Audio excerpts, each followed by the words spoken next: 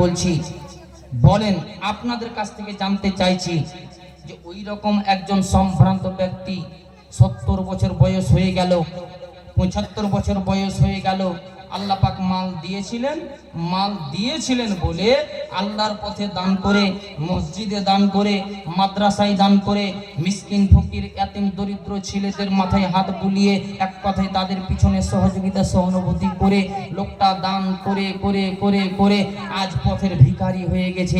এই রকম রেজাল্ট আপনি দেখাতে পারবেন? দিতে পারলেন না। আল্লাহ মাল দিয়েছেন, সেই অনুপাতে দান করেছেন, দান করতে করতে করতে করতে আজও পথে ভিখারি হয়ে গেছে। এইরকম কি কোন কারো কাছ থেকে শুনেছেন বা আপনার মুমিন পাড়ার মাটিতে দেখেছেন? পাবেন না, পাবেন না। যদি দান করে পথের ভিখারি হয়ে যেত তাহলে আল্লাহর কোরআন মিথ্যা হতো, তাই না শেখ? আল্লাহর কোরআন মিথ্যা হয়ে যেত। সেই জন্য আল্লাহ পাক রব্বুল আলামিন বলছেন কি, বিসমিল্লাহির রহমানির রহিম, লা ইন শাকারতুম লা আযীদান্নাকুম ওয়া লা ইন কাফারতুম ইন্না আযাবি লাশাদীদ। মহান আল্লাহ পাক রব্বুল আলামিন বলেন, ওরে পৃথিবীর বান্দারা, আমি তোমাদেরকে মাল দিয়েছি, অর্থ দিয়েছি, টাকা পয়সার মালিক বানিয়েছি, ব্যবসা বাণিজ্যের মালিক বানিয়েছি, ব্যবসা বাণিজ্য করে ইনকাম যথেষ্ট করছো। বান্দারে, সে ইনকাম করে যদি তোমরা আল্লাহর কৃতজ্ঞতা বান্দা হও, আল্লাহর শুকরিয়া আদায় করো, আল্লাহর কৃতজ্ঞতা প্রকাশ করো, আমি আল্লাহ লা আযীদান্নাকুম, এখানে লা নয় লা আযীদান্না, এখানে লাম তাকিদের এসেছে। আপনি বুঝতে না পারলেও শেখ সাহেব বুঝতে পারছেন। যাদের মাঝে এই দ্বীনি ইলম আছে আর বিজ্ঞান আছে, ওরা বুঝে নিয়েছে লাম এখানে তাকিদ বলা হয়েছে। আল্লাহ পাক রব্বুল আলামিন বলছেন, অবশ্যই অবশ্যই আমি তোমাদের মালকে বাড়াবো। আমার শুকরিয়া আদায় করলে মাল আমি বাড়াবো, এটা দায়িত্ব আমার। তারপরে আল্লাহ কি বলছেন, ওয়ালা ইন কাফারতুম ইন্না আযাবি লাশাদীদ। ওরে পৃথিবীর বান্দারা, এটাও তোমরা জেনে রাখো, আমি তোমাদেরকে মাল দিয়েছি, অর্থ দিয়েছি, টাকা পয়সার মালিক বানিয়ে দিয়েছি। বান্দারে, মালধন টাকা পয়সা পাওয়ার পরেও যদি তোমরা আমাকে ভুলে যাও, আমার সাথে রিশতা কায়েম করে রাখতে না পারো, যদি তোমরা আমাকে অস্বীকার করে দাও, যদি আমার সাথে তোমরা কুফরি করো, রে বান্দা জেনে রাখো ইন্না আযাবি লাশাদীদ, নিশ্চয় আমার আযাব, নিশ্চয় আমার শাস্তি হচ্ছে কঠোর। এতটা জেনে রাখো। তাহলে আল্লাহ পাক রব্বুল আলামিনের সাথে যদি আপনি অবাধ্যতা করেন, আল্লাহর সাথে যদি আপনি কুফরি করেন, আল্লাহকে অস্বীকার করে দেন আল্লাহর মাল পাওয়ার পরেও, তাহলে জেনে রাখেন আপনার জন্য রয়েছে জাহান্নাম, আপনার জন্য রয়েছে জাহান্নাম। আমি এক এক করে কথা বলছি, মার করছি, আর সময়ের দিকটাও আমাকে খেয়াল রাখতে হবে, লক্ষ্য রাখতে হবে। তা আল্লাহ পাক রব্বুল আলামিন যাদেরকে সুখ দিয়েছেন, শান্তিতে রেখেছেন, তাদের কর্তব্য হলো, দায়িত্ব হলো মহান আল্লাহ পাক রব্বুল আলামিনের কৃতজ্ঞতা প্রকাশ করা, কৃতজ্ঞতা প্রকাশ করা। বলে, মুনি সাহেব, আমি যে শান্তিতে নেই, আল্লাহ যে আমার অভাবকে দূর করে না, অভাব আর অভাব চলেই আসছে একটার পর একটা, তো এই অবস্থায় আমি করব কি? সেই অবস্থায় আপনার জন্য কর্তব্য হলো সবর। সেই সময় আপনার জন্য কর্তব্য হলো সবর। সুখে থাকবেন, আপনি আল্লাহর কৃতজ্ঞতা প্রকাশ করবেন, বিপদে পড়বেন, আপনি ধৈর্য অবলম্বন করবেন। এটাই হলো মুমিনদের পরিচয়, এটাই হলো মুমিনদের কর্তব্য ও দায়িত্ব। যাই হোক, বলার উদ্দেশ্য হলো, আজ এই মাহফিলে, এই মজলিসে আমি বলবো খাস করে ওদেরকে আগে। আচ্ছা বলেন, পুরুষ মানুষদের মধ্য থেকে, কারণ আমি মেয়েদের দিকে তাকাচ্ছি না, তাকাতে আমি পারি, তা এই উদ্দেশ্য নিয়ে আমি আমার মা বোনদের দিকে তাকাতে পারি, যে আজকে আমি মনে করে নেবো যে আমি শিক্ষক আর ওরা হচ্ছে আমার ছাত্রী। এটা মনে করব সময়ের জন্য, জি ক্ষণিকের জন্য আমি হচ্ছি শিক্ষক, আমি দার্স দিচ্ছি, আর মায়ের জাত, দিদির জাত, তারা যে বসে আছে, ধরে নেব যে আজকে ওরা ছাত্রী আমার, ওই হিসাবে আমি কথা বলছি আজকে। তো আমার বাপ, দাদা, নানা, কাকা, বিভিন্ন সম্পর্ক জড়িয়ে আজকে আছেন, আমি বলবো একটু হালকা করে হলেও হাতটা উঠায়েন তো। আজকে এই মাহফিলে আব্বা মায়ের মধ্য থেকে কিংবা আব্বা মা উভয়েই পৃথিবী ত্যাগ করেছেন, দুনিয়া ছেড়ে চলে গেছেন। কে কে আব্বা হারা মা হারা সন্তান আছেন, পুত্র সন্তান বিশেষ করে আগে বলছি জি, কে কে আব্বা হারা মা হারা বেটা আছেন, আজকে একটু হালকা করে হাতটুকু উঠাবেন যে আমার বাপ চলে গেছে কিংবা আমার মা চলে গেছে। মাটা আজকে পৃথিবীতে নেই, বাবু চলে গেছে, বাপ আজকে পৃথিবীতে নেই। তো এরকম কোন আল্লাহর বান্দা আছেন যে আপনার বাপ আপনার কাছ থেকে বিদায় গ্রহণ করেছে, কবরে পড়ে আছে, কবরে পড়ে আছে। কারা কার কার কার বাপ কবরে পড়ে আছে হাত ওঠান। একজনের। আর বাকিদের আব্বা মা আছে? যাক, কিছু কিছু যুবক ছেলেদেরও বাপ চলে গেছে, মা চলে গেছে। আমি নিজের কথাটা বলছি, আমারও বাপ মা নেই। শ্বশুর শাশুড়ির দিকটা যদি বলেন তো সেটাও চলে গেছে। আমি বাপ মাহারা সন্তান। মায়ের কথা যদি কোনো আলেমের মুখ থেকে শুনে আমার শরীরের লোমগুলো দাঁড়িয়ে যায়। কেন দাঁড়ায় জানেন?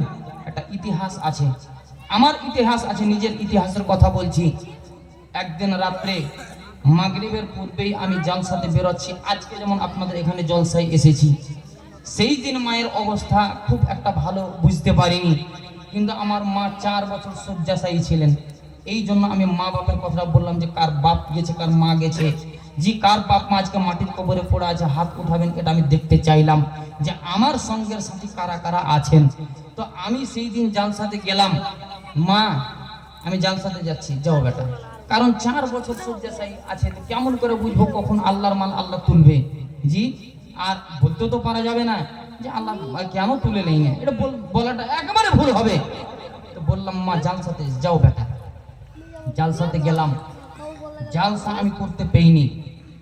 মোটামুটি 8টা, 8:15 নাগাদ সেই সময় আমার এক কাকাতো ভাতিজা, নিজের ভাতিজা ছোট, এখনো ছোটই আছে, ভাইয়ের মতো আমি বড়। তা আমার এক কাকাতো ভাতিজা ফোন করছে, কাকা কোথায় আছেন? তো বাবা ফালানা জায়গায় জলসাই এসেছি। কেন কি হলো রে বাপ? বলছে বুবু।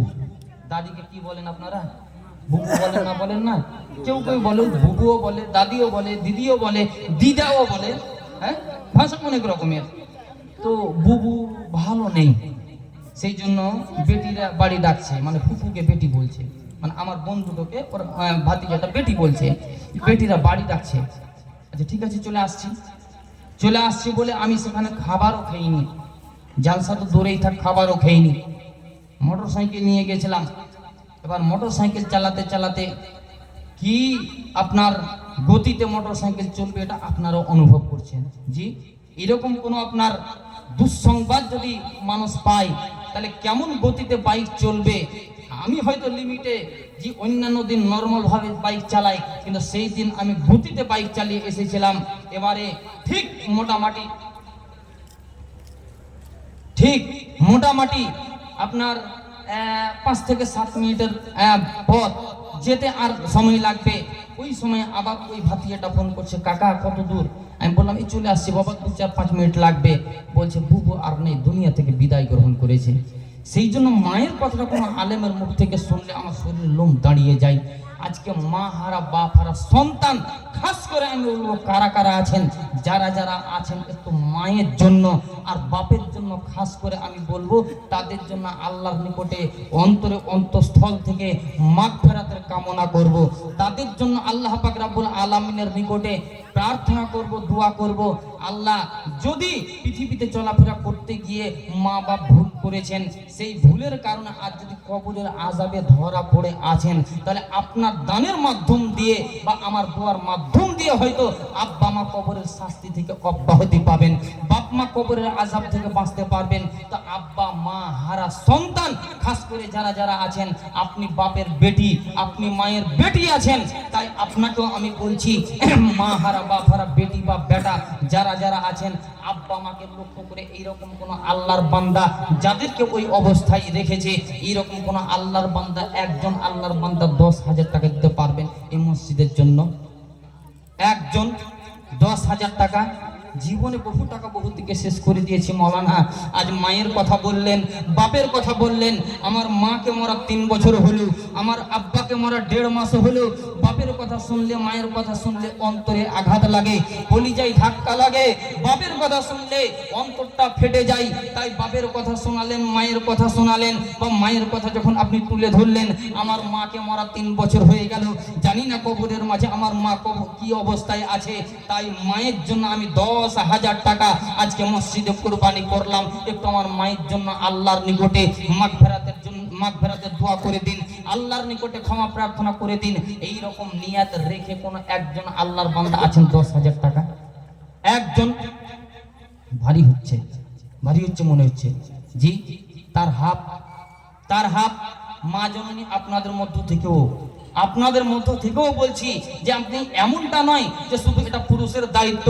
যদি আপনি মনে করেন যে আল্লাহ পাক আমাকে ওই রকম অবস্থায় রেখেছে, তো আপনিও দেবেন যে হ্যাঁ আমিও দিলাম 5,000 টাকা। তবে এটা এতটা চাপ মা বোনদেরকে দেব না, বা এত ভারী একটা আবদার মা বোনদের কাছে রাখবো না।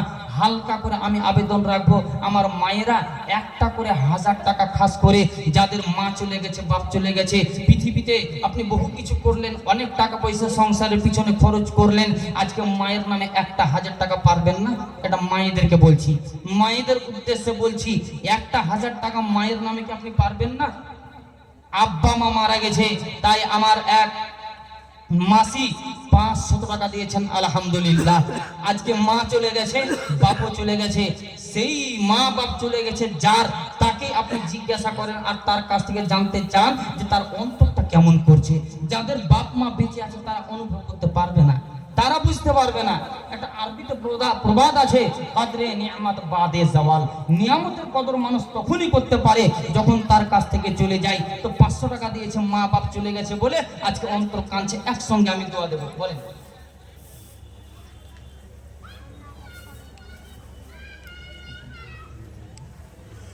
আলহামদুলিল্লাহ সুম্মা আলহামদুলিল্লাহ।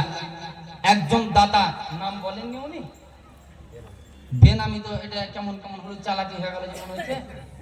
না 3,000 5,000 টাকা করেন না, যে 5,000 বললাম, যে আর 2,000 টাকা যার কাছ থেকে আপনি নিয়েছেন ওর কাছে আরেকবার যান। আর যদি আপনি দিচ্ছেন তো আপনি বলে দেন, ওই জন্য বলেছেন। এটা চালাকি হলো, তাহলে চালাকি হলো। আর 2,000 টাকা করেন, আপনার হয়েছে নাকি আপনি বলেন না। মাশাআল্লাহ, আলহামদুলিল্লাহ। তো একটু জোরে সরে বলেন আলহামদুলিল্লাহ। এটা খুশির সংবাদ, তাই না? মসজিদ পারপাসে 5,000 টাকা। তা আমার একজন দাদা নাম বলতে ইচ্ছুক নন, তারপরেও আমি নাম বলবো না, জ্ঞানী মানুষ, জ্ঞানের পরিচয় দিয়েছেন।